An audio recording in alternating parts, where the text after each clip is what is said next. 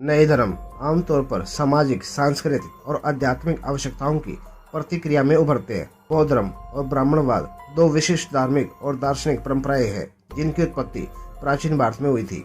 ब्राह्मणवाद प्राचीन भारतीय समाज की सर्वोच्च जाति ब्राह्मणों से जुड़ी धार्मिक और सामाजिक व्यवस्था को संदर्भित करता है।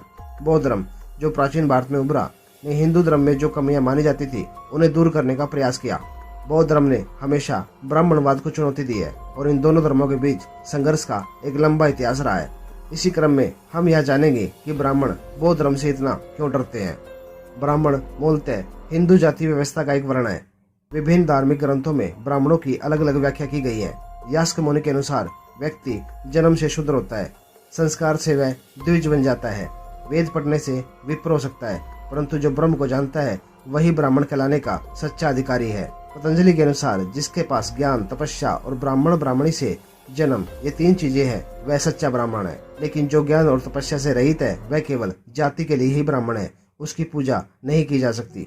आज जाति व्यवस्था का अर्थ जन्म से लगाया जाता है, लेकिन भागवत गीता में स्पष्ट उल्लेख है कि वर्ण व्यवस्था कर्म और गुण के आधार पर शुरू हुई है।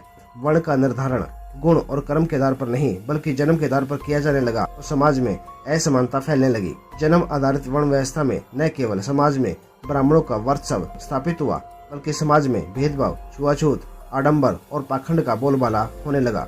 6वीं शताब्दी ईसा पूर्व में सिद्धार्थ गौतम द्वारा स्थापित बौद्ध धर्म प्रचलित ब्राह्मण धर्म या हिंदू प्रथाओं से असंतोष, पीड़ा और मानवीय स्थिति के उत्तर की तलाश के कारण उभरा। बौद्ध धर्म ने सैद्धांतिक स्तर पर ब्राह्मणवाद को चुनौती दी। बौद्ध धर्म ने अनुष्ठान प्रथाओं, ब्राह्मणवाद द्वारा जारी जाति आधारित भेदभाव और अंधविश्वासों के प्रसार जैसे पहलुओं की आलोचना की। बौद्ध धर्म ने कठोर जाति व्यवस्था और ब्राह्मणों के पुरोहित वर्ग की सर्वोच्च स्थिति को अस्वीकार करते हुए व्यक्तिगत अंतर्दृष्टि और नैतिक आचरण के माध्यम से आत्मज्ञान के मार्ग पर जोर दिया। बौद्ध धर्म में यह तर्क दिया गया है कि जन्म के आधार पर कोई भी व्यक्ति छोटा या बड़ा नहीं हो सकता। व्यक्ति अपनी नैतिकता, कर्म और सद्गुणों से बड़ा होता है। इसने हिंदू धर्म में प्रचलित ब्राह्मण वर्चस्व को समाप्त करके एक समावेशी और दयालु समाज के निर्माण की वकालत की, जिससे समाज में ब्राह्मणों के वर्चस्व को कम किया जा सके। यही कारण है कि कुछ रूढ़िवादी ब्राह्मण बौद्ध धर्म की आलोचना करते हैं और इनसे डरते हैं। बुद्ध ने हिंदू वर्ण व्यवस्था को इस कदर तोड़ा, फिर भी ब्राह्मणवादियों के लिए इन्हें इनकार करना कोई साधारण बात नहीं थी। बुद्ध की मान्यता ही इतनी है कि अगर बुद्ध को इनकार कर दे तो भारत की प्रतिभा क्षीण हो जाती है। आज दुनिया में भारत की अगर कोई प्रतिष्ठा है तो उसमें हाथ बुद्ध का ही है।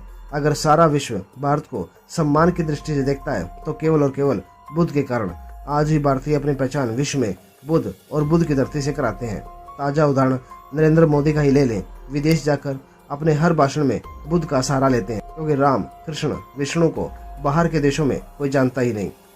ब्राह्मणवादियों के लिए बुद्ध को इनकार करना संभव न था और ब्राह्मणवादियों ने इससे बचने की तरकीब निकाली। तरकीब यह थी कि हिंदुओं ने बुद्ध को विष्णु का नौवां अवतार ही घोषित कर दिया। दोस्तों, इस बारे में आपकी क्या राय है कमेंट के माध्यम से जरूर बताएं। धन्यवाद।